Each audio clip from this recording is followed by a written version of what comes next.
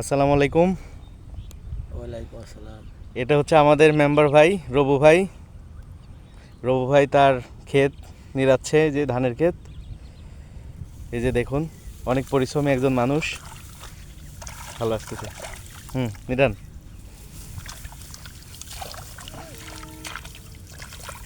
তিনি অনেক পরিশ্রম করে, ভালো একজন মানুষ।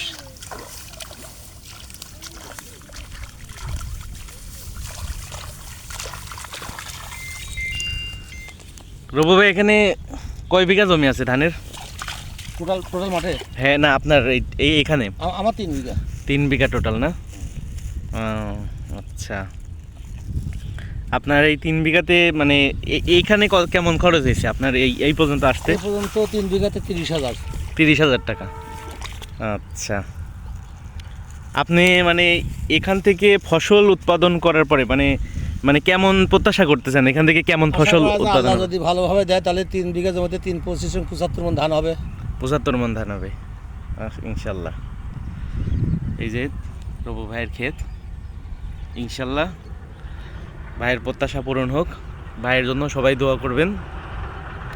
সবাই ভালো থাকবেন, সুস্থ থাকবেন। আল্লাহ আল্লাহ হাফেজ। হাফেজ।